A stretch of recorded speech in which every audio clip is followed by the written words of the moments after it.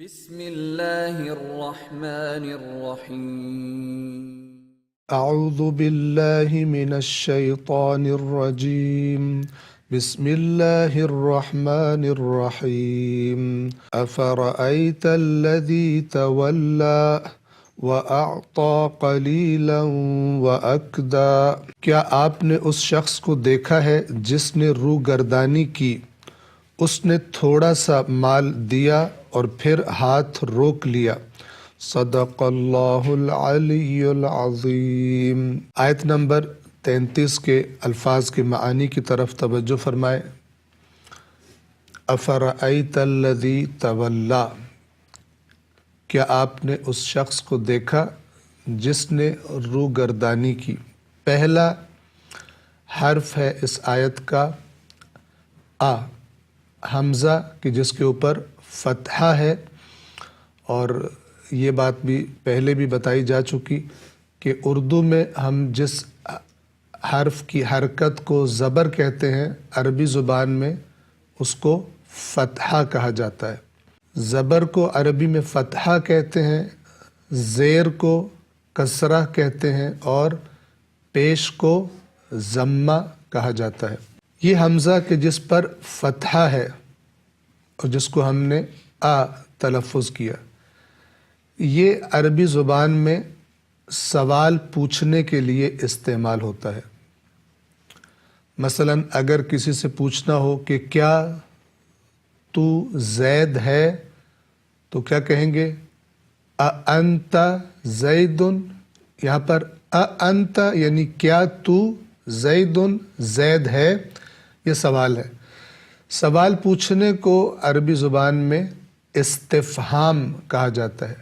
استفہام یعنی کسی چیز کو جاننے کے لیے، کسی چیز کو سمجھنے کے لیے سوال پوچھنا، اس کی سمجھ کی طلب کرنا۔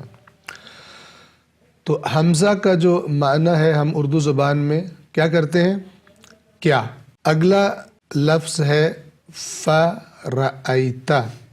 ف الگ ہے اور رأیت الگ ہے۔ فا کا معنی جیسے کہ اکثر بیان ہوتا رہتا ہے تو یا پس۔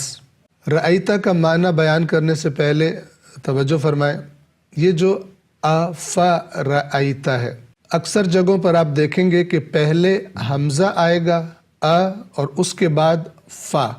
معنی کے اعتبار سے یعنی جب ہم ترجمہ کرتے ہیں تو فا کا مقام پہلے ہے اور حمزہ کا مقام بعد میں ہے۔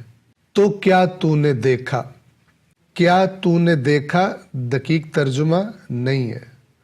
لکھنے میں حمزہ پہلے آتا ہے لیکن ترجمے میں فا پہلے آتا ہے۔ تو کیا تو نے دیکھا اس کو جس نے روگردانی کی۔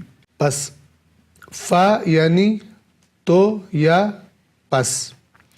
اب یہ جو تو یا پس ہے، اگر آپ اس کے معنی کی طرف توجہ کریں، یہ لفظ بتا رہا ہوتا ہے کہ اس کا رابطہ ہے گزشتہ بات سے، اور گزشتہ جو بات گزر چکی ہے پہلے، گویا کہ اس کا کوئی نہ کوئی نتیجہ بیان کیا جا رہا ہے۔ اور یہاں پر گویا قرآن یہاں پہ یہ کہنا چاہ رہا ہے اس شخص کی مثال دے کے کہ جس نے تھوڑا سا مال دیا اور پھر ہاتھ روک لیا، جیسے کہ آپ نے ترجمہ سنا ہے ابھی۔ تو یہ اللہ کے راستے میں تھوڑا خرچ کرنا اور ہاتھ روک لینا، خدا کے راستے میں پھر خرچ نہ کرنا، یہ گویا کہ ان برے نتائج میں سے ایک ہے کہ جو قرآن نے پیچھے غلط چیزیں بیان کی ہیں، مشرکین کی ان کی بیماریاں بیان کی ہیں۔ جس انسان کے اندر وہ موجود ہوں، اس کے اندر کیا کیا چیزیں پیدا ہوتی ہیں؟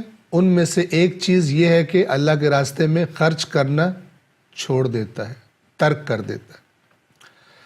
بس جو بات ذہن میں رکھنے کی ہے وہ یہ کہ یہ جب فا آتا ہے، یعنی تو اردو میں ہم کہتے ہیں تو کیا تو نے دیکھا، یا پس کیا تو نے دیکھا، یہ لفظ بتا رہا ہوتا ہے کہ اس کا رابطہ جو اب بات کی جا رہی ہے فا کے بعد، اس کا رابطہ ہے گزشتہ بات سے، اور گویا کہ گزشتہ باتوں کے، گزشتہ گزری ہوئی بات کے نتیجوں میں سے ایک نتیجہ یا چند نتیجے بیان کیے جا رہے ہیں فا کے بعد۔ اگلا لفظ ہے رأیتا۔ اس کی تکرار قرآن کریم میں بہت زیادہ جگہوں پر ہوئی ہے، کبھی ترا کی شکل میں، کبھی یرا کی شکل میں، اور کبھی اسی طرح رأیتا کی شکل میں۔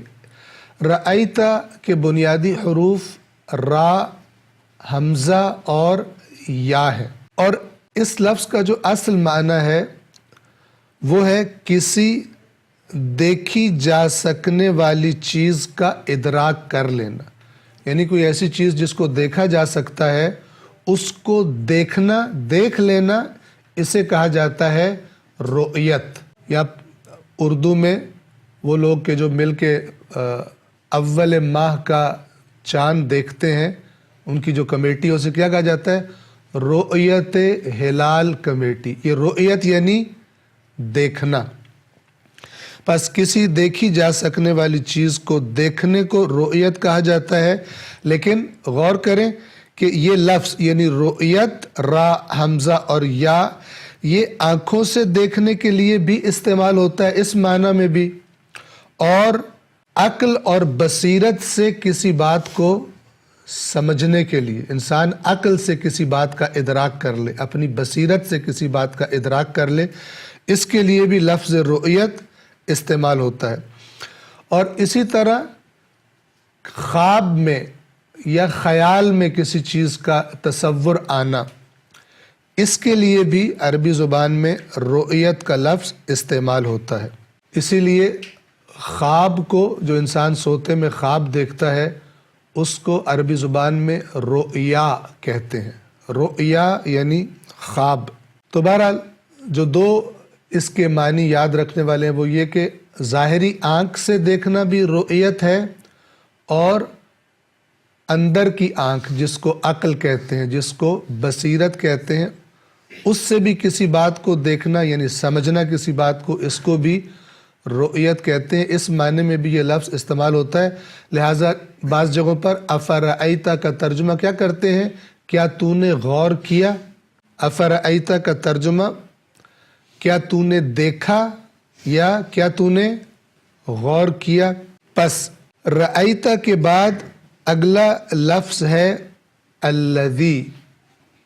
الذی جو کے معنی میں آتا ہے، جو شخص، یا کیا تو نے دیکھا الذی اس کو کہ جو، یا اس کو کہ جس نے، تولا یعنی روح گردانی کی۔